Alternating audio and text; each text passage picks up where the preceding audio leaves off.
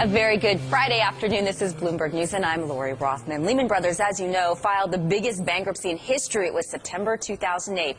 Well, a bankruptcy examiner's report now finds that its then CEO, Dick FULD, was negligent for understating its leverage. Well, our next guest says Lehamn pulled off the crime of the century. He is Larry McDonald, and author of A Colossal Failure of Common Sense, the inside story of the collapse of Lehamn Brothers. Larry was also trader, vice president at Lehamn. He's now managing director at PANGEA Capital Management. We're pleased to have him join us with his unique perspective. He's also former trader, current Bloomberg Markets desk reporter Adam Johnson joins me as well. So, Larry, welcome to you. First, I want to kind of give our viewers an idea of your role in the examiner's inquiry. You were actually interviewed for this, so tell me about that experience and what you told the examiner. Well, they called me on the phone, and you know, they basically were, you know, we'll talk over a short period of time on the phone, but they wanted me to go downtown, and I didn't want to go to their offices and be, you know, have to hire legal counsel and go through a really difficult process. So I participated on the phone, and that was it. And I said, if you want any more, you're going to have to subpoena me, and thank God they never subpoenaed me. Okay, so what questions did he ask? What information do you think he provided? And then do you think in the end, in this report, is it a thorough job?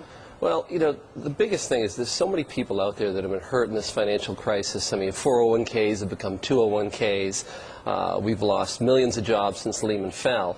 And they were most interested in some of the people that I spoke with when I wrote the book. I spoke with 200 people in writing this book, A Colossal Failure of Common Sense.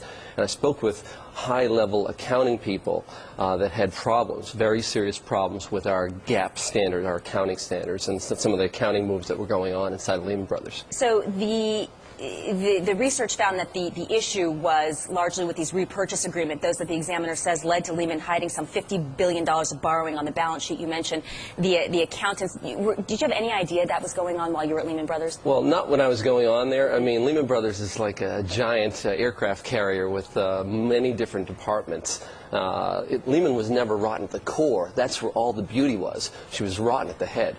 Hey, that's a great point. You were a Lehamn trader. I was a hedge fund trader. I used to do literally 99% of my options business with Lehamn, the ultimate integrity operation. My question is, how is it that the trading desk was so good and had it so right, and the executive office was so bad? We were on the floor in 2007, 2006. We were short a lot of these subprimes. We were, you know, setting up the firm for trying to protect the firm against a lot of this exposure. Exactly, the right trade to have on. The right trade to have on. We made $2 billion in 2007 in our department as a group. And the problem was, for every dollar we were making, they were losing like 6 or 7 upstairs. And no one knew that. No one knew it. So, end of the day, what do you think the role and responsibility of the management, specifically then CEO Dick FULD, is? And what kind of punishment do you think that he should receive? That's the biggest thing. I'm on a global lecture tour. I've been speaking at banks and insurance companies around the world. And the biggest questions I get is, you know, what was wrong with Mr. FULD? Were there health issues? Did he just seemed to be, you know, really took his eye off the ball that entire year of 2008. He was focused on the wrong things. And the examiner is going to have a very difficult time with Mr. FULD going forward. Now, of course, he brought in Erin Callan, so supposed to bring some glamour into the executive office. She was the then CEO. Obviously, if he was not in, certainly she was monitoring the helm. We have some video that when we spoke to her back when she was CFO. You got to listen to this.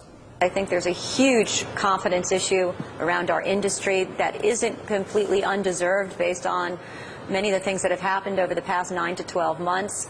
I would say, though, that for us in particular, we have a very specific game plan. It may not be exactly aligned with others, but we have a game plan about how we're deleveraging and de-risking our balance sheet. Wow. Deleveraging and de-risking. What went wrong? You know, this is the greatest hide the salami move in the history of Wall Street. I mean, this Repo 105, we're going to hear these words over and over again for the next 6 months. They were taking assets, moving them into the Cayman Islands, marking it as a sale on the balance sheet, getting cash, and Lehman's leverage was going down during these transactions. I mean, it's absolutely... Well, making the leverage appear to go down. Exactly. When it really wasn't, because they'd be then getting the assets back when the swap was over. It's hide the salami, and, you know, going forward... Okay, let me challenge you with this. And Adam's the expert here, but, do you think it's plausible at all that the CEO, that FULD felt it better not to disclose this use of accounting as a protection measure because of the, stuff falling down around him, and also Wall Street was shorting these bank shares at the time? Well, that's the real bombshell. I mean, there's a real Daisy Cutter bombshell in this report, and that is Bart McDade. His testimony contradicts Richard FULD's testimony. Richard FULD said in the report that he didn't really know much about these Repo 105s. Mr. McDade says that he walked him through this. So it's one or the other, and that's where there's going to be real problems going forward. Is there a precedent? Were there other institutions that were using these repurchase agreements to manage? I think that's the one thing about this story is whatever Lehamn Brothers was doing wrong, I'm sure Merrill Lynch and other financial institutions were doing. These are classic games, and the problem is these people on Wall Street are 2 steps ahead of the regulators at all turns. It's the bad news Bears versus the New York Yankees. We need talented people in the SEC that understand advanced accounting shenanigans, and we have to fix the SEC, the FDIC, and the New York Fed. Tim Geithner was there when this was happening. Now, key question, Dick FULD, as you just mentioned, says he wasn't aware of the swaps. You worked at Lehman. The rumor was always that Dick FULD ran the place with an iron hand and knew everything that was happening. Do you buy the fact, or his statement, that he didn't know what was really happening in terms of the swaps? Do I buy it? I probably do. There was problem was. In spite of the fact that he ran the place with an iron hand? He spent a lot of time the last 2 years focused on, not just him, his entire upper team spent a lot of time on just the wrong things. They were focused on philanthropy. Mr. FULD had a $200 million art collection. We were opening up offices in Dubai. We spent tens and tens of millions of dollars in flights back and forth in private jets, opening offices all around the world. So really it was the CFO then who was responsible, and in this case it would appear Aaron Kellen. Yeah. These balance sheets are so complex with these structures. We're talking Repo 105, Repo 108. Are you confident, Larry, that this financial regulatory reform, Christopher Dodd's going to release his bill on Monday, can address these issues so that we can understand what's going on with these banks and how they're booking? So far, first of all, it's a travesty that, I like President Obama, but, they're so focused on health care.